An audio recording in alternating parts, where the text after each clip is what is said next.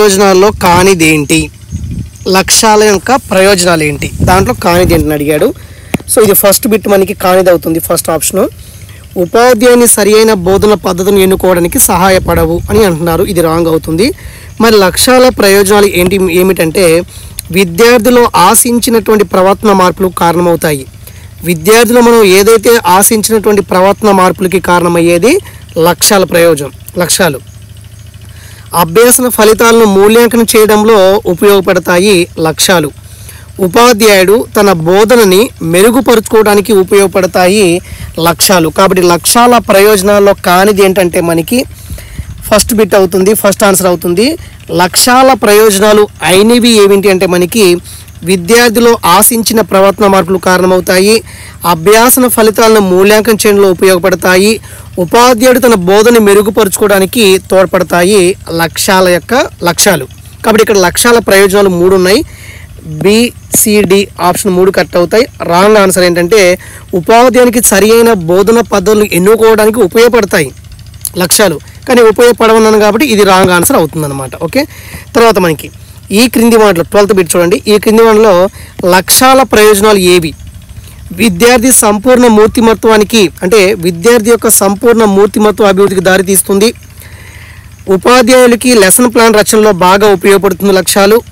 విద్యార్థి వయస్సు సామర్థ్యాలకు అనుగుణంగా ఉండేది లక్ష్యాలు. కాబట్టి ఆన్సర్ పైవన్నీ అవుతాయి. మరి నోట్ ఏంటి ఇక్కడ చూడండి. బోధన అభ్యాసన ప్రక్రియలో అంతిమ లక్ష్యమైనటువంటి ప్రవర్తన మార్పు అంటే బోధన అభ్యాసన ప్రక్రియలో మనకి అంతిమమైనటువంటి లక్ష్యం ఏంటంటే బోధన అభ్యాసన ప్రక్రియ యొక్క అంతిమమైన లక్ష్యం ఏంటంటే విద్యార్థిలో ప్రవర్తన మార్పు రావటము. కాబట్టి బోధన అభ్యాసన ప్రక్రియలో అంతిమ లక్ష్యమైన ప్రవర్తన మార్పులను విద్యార్థుల్లో ఆశించిన విధంగా తీసుకురావటమే లక్ష్యాల యొక్క పరమార్థం. మరి లక్ష్యాల యొక్క పరమార్థం ఏంటంటే బోధన అభ్యాసన ప్రక్రియ ద్వారా విద్యార్థులు మనం సాధించేటువంటి అంతిమమైనటువంటి ప్రవర్తన మార్పులనే మనం లక్ష్యాలు అనవచ్చు. అదే మనకి లక్ష్యాల యొక్క పరమార్థం అవుతుంది. ఓకే, తర్వాత మనకి లక్ష్యాలు రూపొందించేటప్పుడు ఉపాధ్యాయుడు ఏ విషయాల్ని గుర్తుపెట్టుకోవాలి? ఓకే, అది నెక్స్ట్ వీడియోలో చూద్దాం. అది ఏ ఉద్దేశాల, బి విద్యార్థి అవసరాల. నెక్స్ట్ ఒకసారి చూడండి.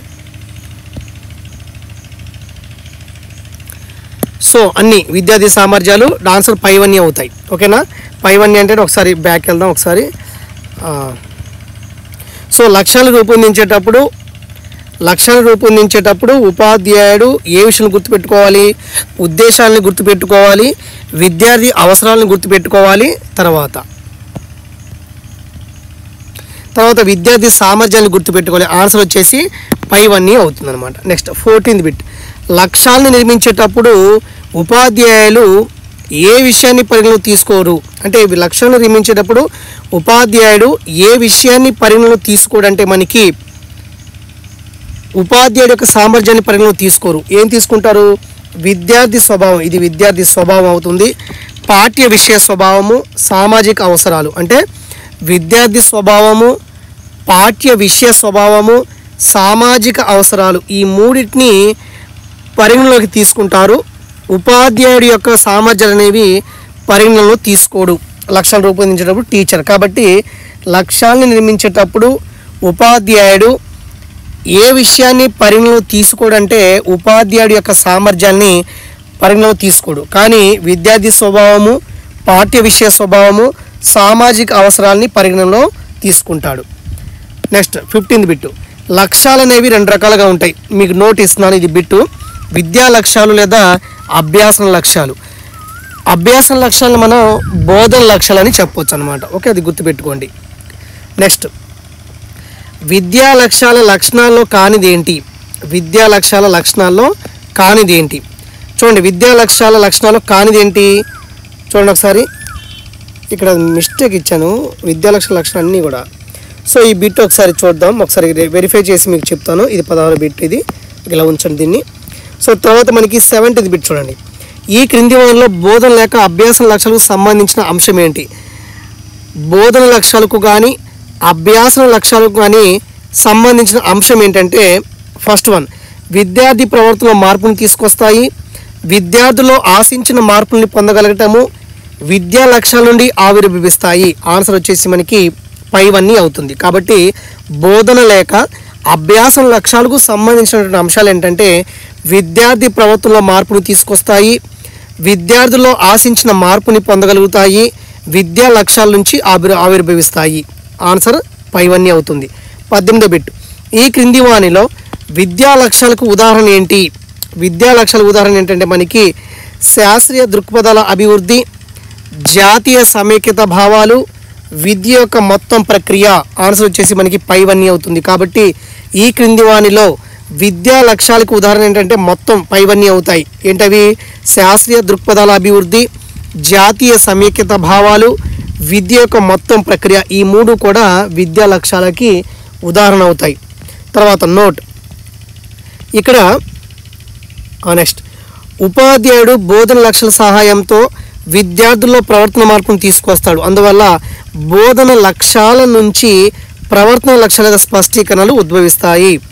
ఉపాధ్యాయుడు బోధన లక్ష్యాల సహాయంతో విద్యార్థుల ప్రవర్తన మార్పును తీసుకొస్తారు. అంటే ఉపాధ్యాయుడు బోధన లక్ష్యాల సహాయంతో విద్యార్థుల్లో అవసరమైనటువంటి ప్రవర్తన మార్పును తీసుకొస్తాడు. అందువల్ల ఈ బోధన లక్ష్యాల నుంచి ఏమి ఏర్పడతాయి అంటున్నాడు? ప్రవర్తన లక్ష్యాలు లేదా స్పష్టీకరణలు అనేవి ఏర్పడతాయి. స్పష్టీకరణలకి మరొక పేరు ఏంటంటే మనకి ప్రవర్తన లక్ష్యాలు. ఓకే, తర్వాత మనకి 19th బిట్ చూడండి ఒకసారి. 19th బిట్, 1948లో బోస్టన్లో అమెరికన్ సైకలాజికల్ అసోసియేషన్ సమావేశంలో చర్చించినటువంటి అంశాలు ఏంటి? 1948లో బోస్టన్లో అమెరికన్ సైకలాజికల్ అసోసియేషన్ సమావేశంలో చర్చించినటువంటి అంశాలు ఏంటంటే పైవన్నీ ఆన్సర్ అవుతుంది. ఆ సమావేశంలో ఏం చర్చించారు? విద్యా ప్రమాణాలని అభివృద్ధి చేయాలని, విద్యార్థి మూర్తిమత్వంలో ఆశించిన మార్పులని ప్రవర్తన రూపంలో బహిర్గతం చేయాలని, మూల్యాంకన విధానాలు సరి అయినవి ఎన్నుకోవాలి, మూల్యాంకన విధానాలు సరి అయినవి మాత్రమే ఎన్నుకోవాలని చెప్పేసి ఈ 3 రకాల అంశాలు అనేవి ఆ సమావేశంలో చర్చించడం అనేది జరిగింది.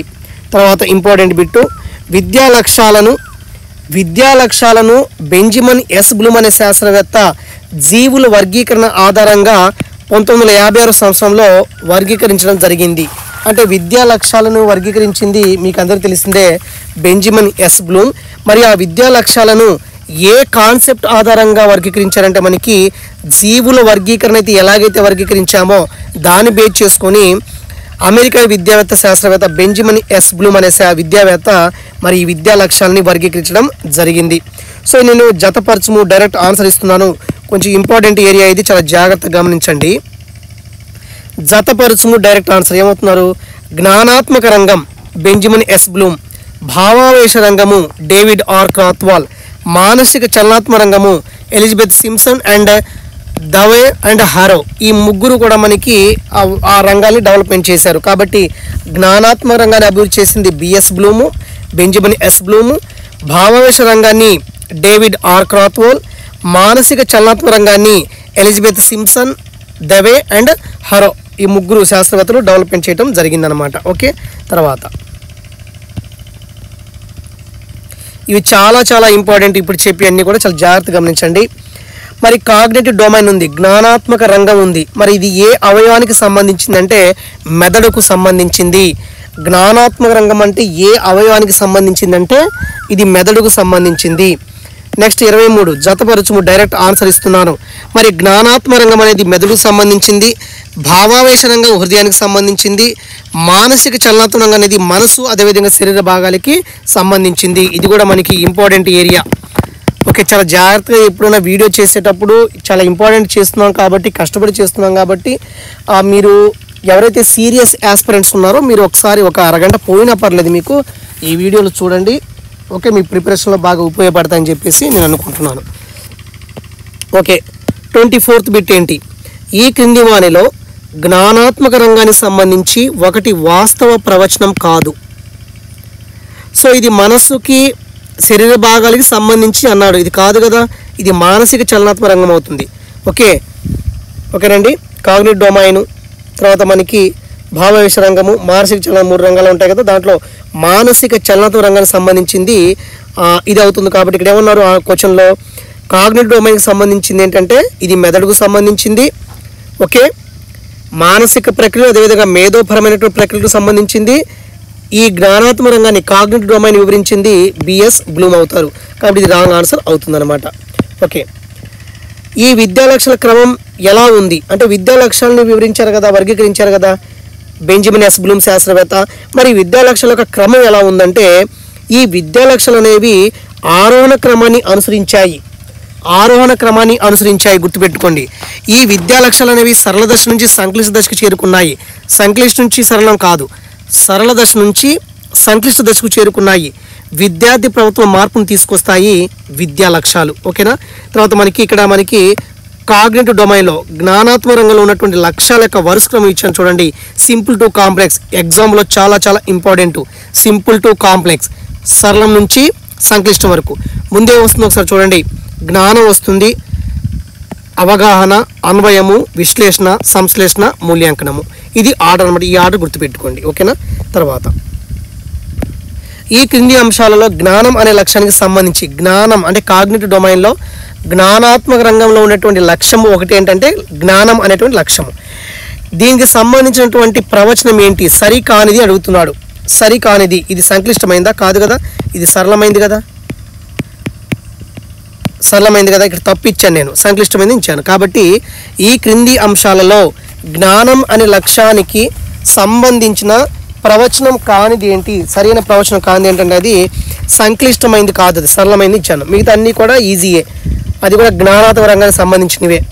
సో జ్ఞానం అనేటువంటి లక్ష్యం అనేది జ్ఞానాత్మక రంగంలో మొట్టమొదటి సోపానము, ఫస్ట్ స్టెప్లో ఉంటుంది.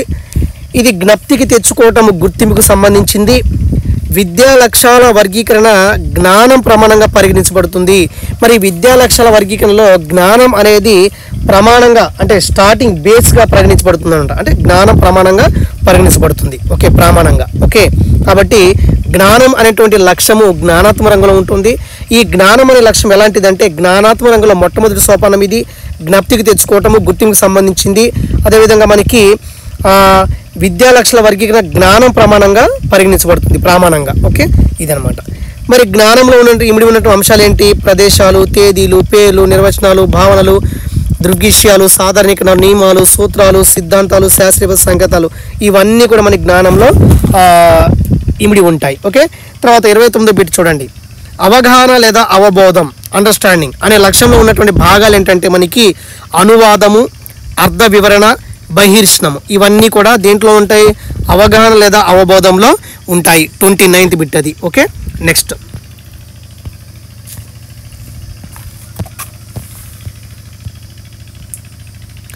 చాలా ఇంపార్టెంట్ చూడండి. మనం జ్ఞానాత్మక రంగం గురించి మాట్లాడుతున్నాము. ఈ వీడియోలో కాగ్నిటివ్ డొమైన్ గురించి మాట్లాడదాము. సో దీంట్లో ఉన్న సమాచారం ఆధారంగా ఫలితాలు చెప్పడము, జరగబోయే విషయాలను ఊహించడము, అమూర్త ఆలోచనలు చేయటము. ఉన్న సమాచారం ఆధారంగా ఫలితాలను చెప్పడము, జరగబోయే విషయాలను ఊహించడము, అమూర్త ఆలోచనలు చేయడం. ఇది ఏ లక్ష్యానికి లేదా ఏ భాగానికి చెందిందంటే అవగాహనలో ఉన్నటువంటి బహిర్షణానికి సంబంధించింది. గుర్తుపెట్టుకోండి. Okay, next 31. బ్లూమ్స్ వర్గీకరణలోని జ్ఞానాత్మక రంగంలో అనువాదము, అర్థ వివరణ, బహిర్షణము.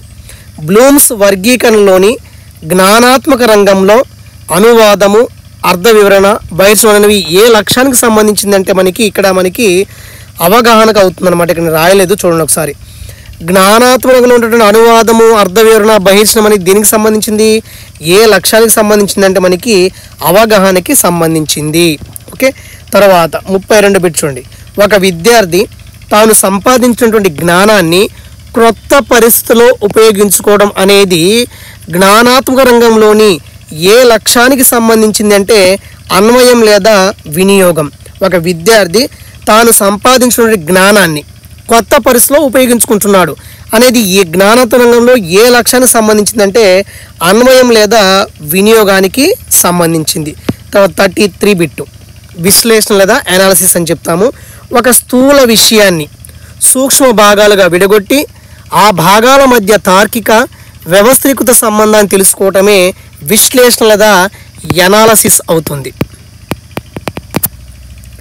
ఒక స్థూల విషయాన్ని సూక్ష్మ భాగాలుగా విడగొట్టి ఆ భాగాల మధ్య తార్కిక వ్యవస్థీకృత సంబంధాన్ని తెలుసుకోవటమే విశ్లేషణ లేదా అనాలిసిస్ అవుతుంది. దీనికి ఆపోజిట్ ఏముంటుంది? సంశ్లేషణ ఉంటుంది, సింథసిస్ ఉంటుంది.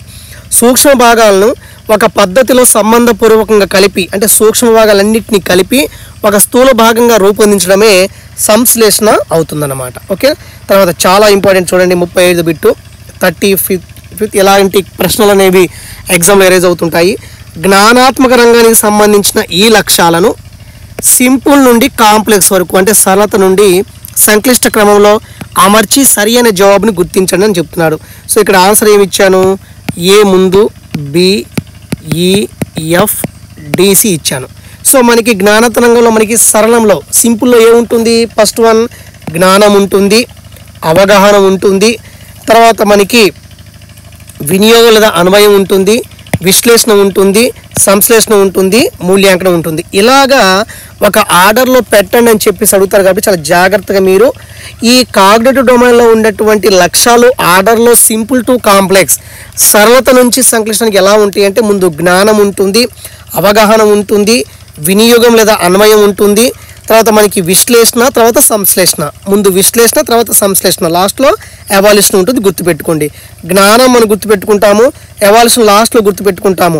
కాబట్టి ఇక్కడ మీకు సంశ్లేషణ విశ్లేషణ దగ్గర తేడా వస్తుంది కాబట్టి ముందు విశ్లేషణ ఉంటుంది, ఓకే, తర్వాత మనకి సంశ్లేషణ ఉంటుంది, గుర్తుపెట్టుకోండి. ఓకే, తర్వాత 36 బిట్ చూడండి, కణాల నుంచి కణజాలాలు, కణజాల నుంచి అవయవాలు, అవయవాల నుంచి అవయవ వ్యవస్థ. ఇది జ్ఞానాత్మక రంగంలో ఏ లక్ష్యం అని చెప్తున్నారు, ఇది ఏంటిది, సంశ్లేషణ అవుతుంది, సంశ్లేషణ అవుతుంది. ఓకే, సంశ్లేషణ. కణాలు అనేవి సూక్ష్మ భాగాలు, ఈ కణాలన్నీ కలిసి కణజాలాలు ఇంకా పెద్దగా అవుతాయి, కణజాలన్నీ కలిసి అవయవాలు ఇంకా పెద్దగా అవుతాయి కాబట్టి ఇది సంశ్లేషణకి ఎగ్జాంపుల్ అవుతుంది. 37 ఈ క్రింది వానిలో మూల్యాంకనం అనేటువంటి లక్ష్యానికి సంబంధించి సరి అయిన ప్రవచనం ఏంటి అంటే జ్ఞానం అనేది సింపుల్గా ఉంటే మూల్యాంకనం అనేది సంక్లిష్టంగా ఉంటుంది. జ్ఞానాత్మక రంగంలో జ్ఞానం అనేది మనకి ఫస్ట్ సింపుల్గా ఉంటే లాస్ట్లో ఉండేది మనకి మూల్యాంకనం లాస్ట్లో సంక్లిష్టంగా ఉంటుంది, అది గుర్తుపెట్టుకోండి.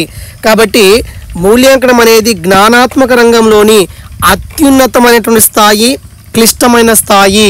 మూల్యాంకనం అనేది జ్ఞానాత్మక రంగంలో క్లిష్టమైన అత్యున్నత స్థాయి.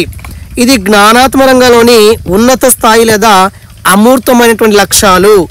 దీనిలో తగిన తీర్పు అనేది ఇవ్వబడుతుంది, మూల్యాంకనంలో తీర్పు అనేది ఇవ్వబడుతుంది. ఆన్సర్ వచ్చేసి 37 పైవన్నీ అని అనమాట. ఓకే, సో ఇంతవరకు మాట్లాడాము, మరొక వీడియోలో మీరు మాట్లాడతాము. అండ్ ఎందుకంటే తొందరగా ఎందుకు చేయట్లేదంటే మీకు చదువుకోవడానికి వీలుగా ఉంటుంది కాబట్టి అన్నీ ఒకేసారి చేయవచ్చు, కొంచెం గ్యాప్ ఇచ్చి చేద్దామని చెప్పేసి అనుకుంటున్నాను. కాబట్టి ఇంతవరకు మీరు నోట్స్ అయినా రాసుకోవచ్చు నీట్గా, చాలా బైహార్ట్ చేయండి. మనకి ఏపీ డిఎస్సి వరకు చాలా టైం ఉంది. ఇది తెలంగాణ డిఎస్సి వారికి ర్యాపిడ్ రివిజన్గా ఉపయోగపడుతుంది. Okay, thank